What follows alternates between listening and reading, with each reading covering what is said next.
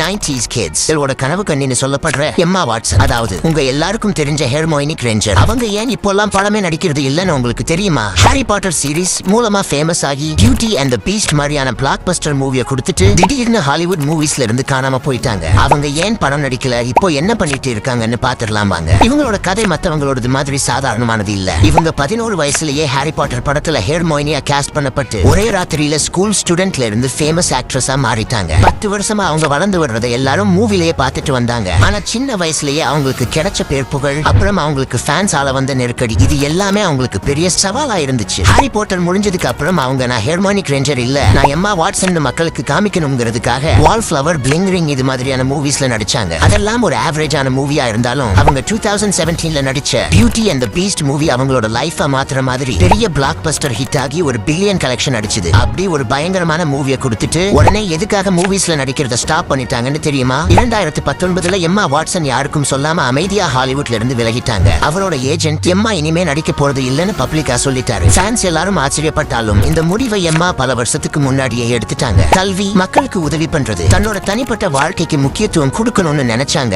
அவங்களுக்கு ஒரு செலிபிரிட்டியா இருக்கிறது சுத்தமா பிடிக்கல. அவங்களும் மற்றவங்கள மாதிரி நார்மலா இருக்கணும்னு நினைச்சாங்க. எம்மா அமெரிக்கால பிரவுன் யூனிவர்சிட்டியில பட்டப்படிப்பு முடிச்சிட்டு பெண்களோட உரிமைக்கான அட்வொகேட்டா மாறினாங்க. 2014 ஹீ ஃபார் ஷீன்னு ஒரு பிரச்சாரத்தை தொடங்கி அதுக்கு ஆதரவா ஆண்களையும் கூப்பிட்டாங்க. ஐக்கிய நாடுகள் மேடையிலையும் பேசியிருக்காங்க. தன்னோட புகழ பெண்களின் முன்னேற்றத்துக்காக பயன்படுத்தினாங்க. எம்மா இப்போ அமைதியான ஒரு வாழ்க்கை வாழ்ந்துட்டு இருக்காங்க. அப்பப்போ இன்டர்வியூ அட்டென்ட் பண்றது, மக்களுக்கு உதவி பண்றதுன்னு அப்பப்போ மீடியால வந்தாலும் அவங்க பல வருஷமா மூவில நடிக்கவே இல்ல. அதுக்காக அவங்க ஒரேடியா மூவிஸ்ல நடிக்க மாட்டேன்னு சொல்லல. அவங்களுக்கு இப்போதைக்கு கொஞ்சம் ஓய்வு தேவைப்படுது. அவங்க செலிபிரிட்டிங்கிற ஒரு பின்பத்துல இருந்து கொஞ்ச நாள் விலகி இருக்க ஆசைப்படுறாங்க. இவங்களும் நம்ம தளபதி மாதிரி தான் கரியரோட உச்சத்துல இருக்கும் போதே அதை வேணாம்னு தூக்கி போட்டு மக்களுக்கு உதவி பண்ண வந்துட்டாங்க. நீங்க என்ன சொல்றீங்க? எம்மா திரும்பவும் நடிக்க வரணுமா, இல்ல தொடர்ந்து சமூக பணியை செய்யணுமா? கமெண்ட்ல சொல்லுங்க. வீடியோ பிடிச்சிருந்தா சேனலை சப்ஸ்கிரைப் பண்ணிக்கோங்க. மேல தெரியுற வீடியோவை இன்னும் பார்க்கலனா அதை கிளிக் பண்ணி பாருங்க. நான் உங்களை அங்க பாக்குறேன். நன்றி, வணக்கம், பை பை.